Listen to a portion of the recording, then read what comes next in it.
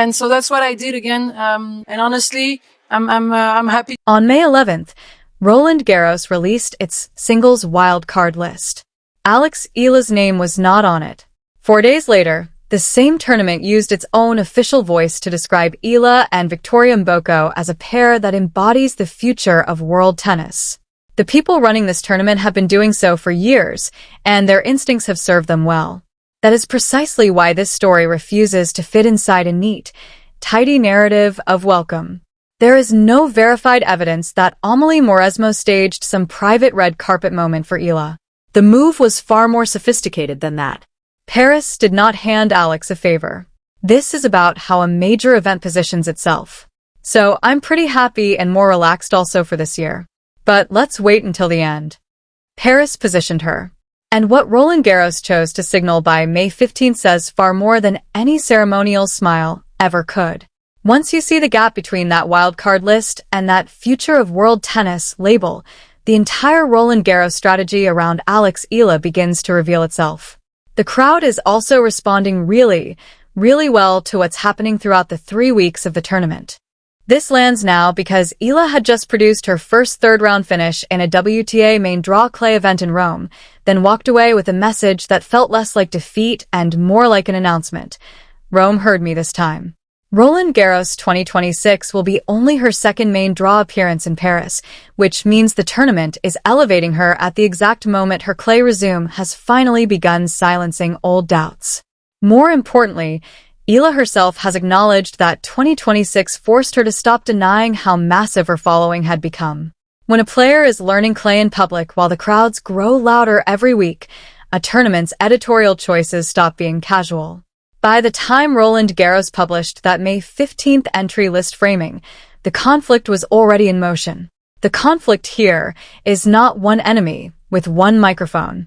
It is the old tennis instinct to treat a young woman from outside the traditional power map as an interesting side plot, right up until her audience becomes impossible to ignore. To be fair, Roland Garros has reasons to care about optics. Mauresmo has defended the tournament against criticism over women's night session visibility, pointing to logistics and match format rather than questions of worthiness. That frustration from the tournament's side is understandable on a basic operational level. But critics such as Alizé Cornet and others made the deeper point. If the outcome keeps placing women outside prime visibility, the explanation does not erase the effect. That is what makes Eala's sudden foregrounding so revealing. Roland Garros has spent the last few years managing image problems, empty seat complaints, crowd behavior headlines, women's visibility backlash. Now it has a 20-year-old Filipino star who brings atmosphere, emotional investment, digital traction, and a new kind of audience energy. This is not a scandal story. It is a power shift story. So when people reduce this to Mauresmo welcomed Alex Eala, they miss the real drama. The question is not whether she got acknowledged. The question is whether Roland Garros has already decided she is too valuable to frame as ordinary. Start with the cleanest fact. Alex Eala was not on the May 11 singles wildcard list. No charity entry. No protected narrative. No soft-focused storyline about the tournament rescuing a fan favorite. That matters because it strips away the weakest interpretation immediately. Eala was not positioned as someone begging to be let in. She was treated as a player expected to earn her own place. And then Roland Garros itself turned around and spotlighted her anyway. By May 15th, the official entry list coverage did something tournaments do not do by accident. It branded Eala and Victoria Mboko as players who embody the future of world tennis, not ones to watch, not promising youngsters. The future. In the tournament's own language. That is institutional endorsement hiding in plain sight. When a Grand Slam starts selling your image before you have won a main draw match there, the conversation has moved past politeness. It has entered strategy. And the tournament was not reacting to fiction. Roland Garros had already published a separate feature on Eala's rise emphasizing capacity crowds and queues wrapping around stadiums hours before her matches. That is not just form. That is foot traffic. That is noise. That is people reorganizing their entire day because one player is on an outside court. Put yourself in the tournament's position. You are trying to create atmosphere, build opening week energy, and pull fans into the grounds earlier and more often. Who becomes more valuable in that environment? A technically solid player with little emotional wake, or someone whose matches become events before she is even seeded? That question answers itself. Now place that beside Mauresmo's own 2026 rollout. She emphasized opening week expansion, new fan player activations, and a target of 20,000 spectators per day. Those are not abstract administrative updates. They are declarations about what kind of tournament Roland Garros wants to feel like. The direct comparison sharpens the point. The tournament spent years being criticized when the women's product felt underexposed. Now, suddenly, one of its boldest pre-Paris editorial pushes centers on a young female player whose core strengths are crowd pull, emotional electricity, and visible momentum. That is not random timing. That is a tournament recognizing an answer when it sees one. Then look at the speed of Eala's clay case. April 22nd, she beat Anastasia Pavlyuchenkova in Madrid, 6-3, 6-3. April 24th, Elise Mertens shut her down, 6-2, 6-1. May 6th, Eala answered in Rome, routing Magdalena Frech 6-0 in the opening set before surviving 6-0, 3-6, 6-4. May 8th, she beat Wang Xinyu, 6-4, 6-3. May 10th, she pushed Elena Rybakina before falling 4-6, 3-6. That timeline matters because Paris does not need to invent the argument anymore. Eala just delivered her best clay result yet, and she did it days before Roland Garros elevated her publicly. The tournament can now market possibility without sounding delusional. Rome gave the dream a backbone. Eala herself gave that stretch its emotional signature. After the Rybakina loss, she said she was happy with her performance, felt she had reached a good level of tennis, and did not think it had been an easy win for her opponent. That is not a player shrinking from the stage. That is a player measuring herself against elite resistance and recognizing that the gap is closing. This is the point where the fans deserve their credit. The people who packed those outside courts, flooded those clips, and kept insisting Eala was not just another promising prospect were not reading tea leaves. They were reading the sport correctly, before the institution found the courage to say it out loud.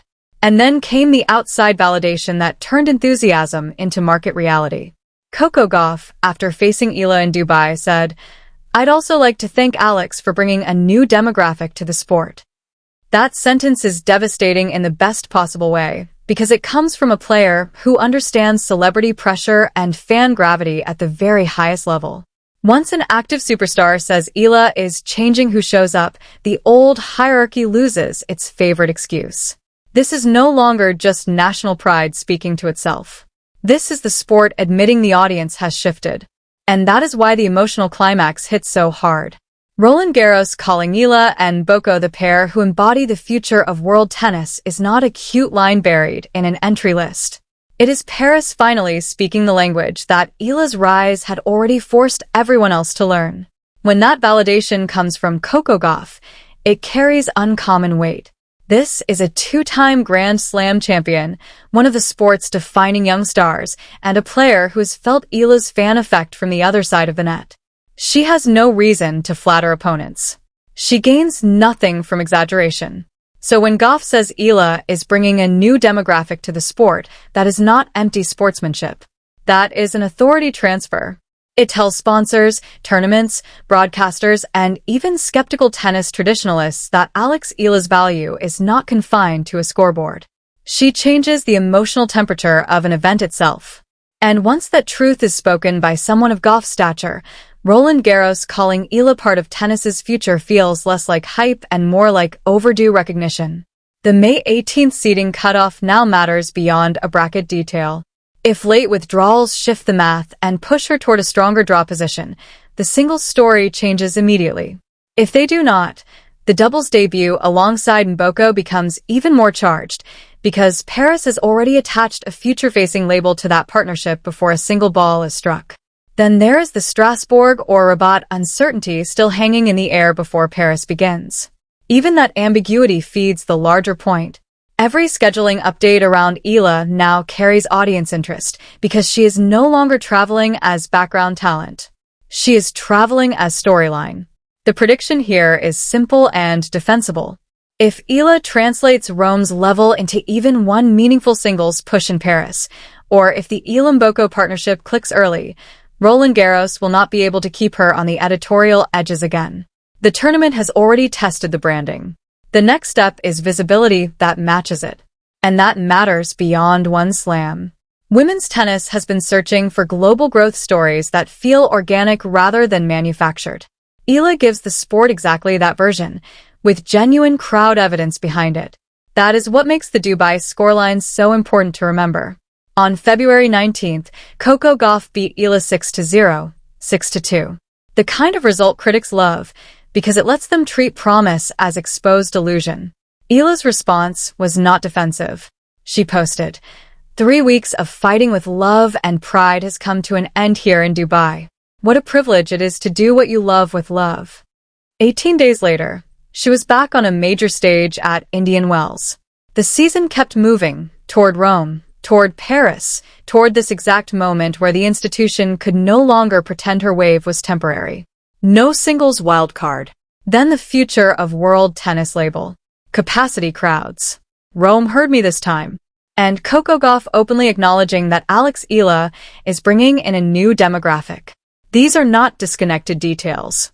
They are the outline of a coronation. The verdict is clear. Mauresmo's move matters because Roland Garros is not manufacturing Alex Eala's relevance. It is surrendering to it. Paris has finally seen what her loudest believers saw long before the headline writers did. So here's the real debate. When Roland Garros labels Eala and Mboko the future before they have even begun their campaign, is Paris leading tennis into its next era, or simply reacting to a fan force that grew too strong to keep on the margins? If you felt that shift between May 11th and May 15th, you already know the answer. The fans who recognize Alex Eala's pull before the institutions gave it a title were not chasing the story.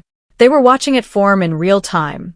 Stay close, because the Strasbourg or Rabat updates, the seeding drama, and that first Paris test alongside Mboko are still ahead. And none of it is background noise anymore.